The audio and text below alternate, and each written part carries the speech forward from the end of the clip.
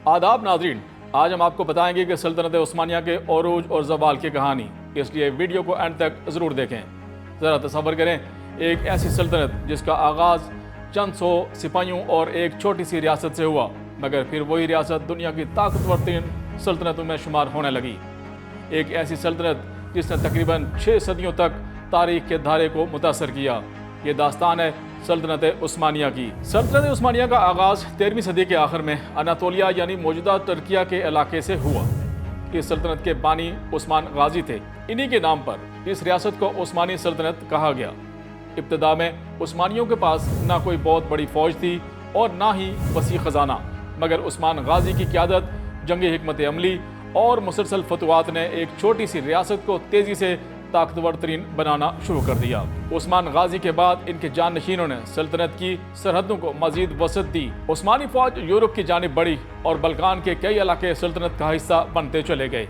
लेकिन सल्तनत उस्मानिया की तारीख सबसे बड़ा मोड़ सन 1953 में आया। सुल्तान मोहम्मद सानी, जिन्हें तारीख सुल्तान मोहम्मद फातेह के नाम से जानती है, ने कस्तंतनिया को फतह करने का फैसला किया। कस्तंतनिया इस वक्त दुनिया के मजबूत 3 शहरों में शुमार किया जाता था। शहर के गिर्द अजीम दीवारें मौजूद थीं और कई ताकतवर फौजें माजी में इसे फतह करने में नाकाम हो चुकी थीं, मगर सुल्तान मोहम्मद फातेह ने एक हैरान कुन हिकमत अमली इख्तियार की। उस्मानी फौज ने भारी तोपों का इस्तेमाल किया और बहरी जहाज़ों को खुश्की के रास्ते गुजार कर शहर के दूसरे हिस्से तक पहुँचा दिया। बिलाखिर 29 मई 1953 को कस्तंतनिया फतह हो गया। ये फतह सिर्फ एक शहर की फतह नहीं थी, बल्कि दुनिया की तारीख बदल देने वाला एक वाक़या था। कस्तंतनिया बाद में उस्मानी सल्तनत का दारुल हुकूमत बना और आज यही शहर इस्तांबुल के नाम से जाना जाता है। सल्तनत उस्मानिया अपने अरूज पर 3 बर्रे आज़मों तक फैल चुकी थी। यूरोप, एशिया, अफ्रीका के वसी इलाके उस्मानी सल्तनत के ज़ेरे इक़्तिदार थे। लेकिन उस्मानी तारीख का सुनहरी दौर सुल्तान सुलेमान अव्वल के ज़माने को कहा जाता है। इन्हें दुनिया सुल्तान सुलेमान आलीशान के नाम से जानती है। 16वीं सदी में इनके दौरे हुकूमत के दौरान उस्मानी सल्तनत अपनी ताकत और वसअत की बुलंद तीन सतह पर पहुंची। उस्मानी फौज यूरोप के कल्ब तक पहुंच गई। बहरा रोम में उस्मानी बहरी ताकत का असर बढ़ा और तजारत के कई अहम रास्ते सल्तनत के कंट्रोल में आ गए। सुल्तान सुलेमान सिर्फ एक फातेह नहीं थे, उन्होंने सल्तनत के कानून और इंतजामी निज़ाम को भी मुनज़्ज़म किया। इसी वजह से इन्हें उस्मानी तारीख में कानूनी सुल्तान सुलेमान भी कहा जाता है। उस्मानी सल्तनत की ताकत सिर्फ इसके फौज नहीं थी, ये सल्तनत फ़न, तामीर, इल्म, तिजारत और सकाफत का भी एक अहम मरकज़ थी।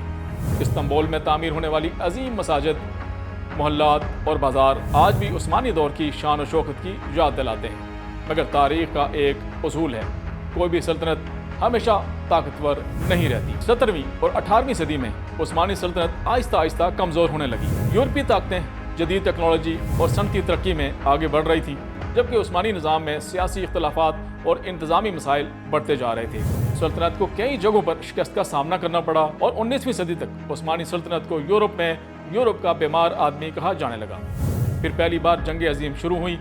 उस्मानी सल्तनत ने जर्मनी और इसके इत्तेहादियों का साथ दिया, लेकिन जंग में शिकस्त के बाद सल्तनत तकरीबन बिखर गई। बिलाखिर 1922 में उस्मानी सल्तनत का खात्मा कर दिया गया।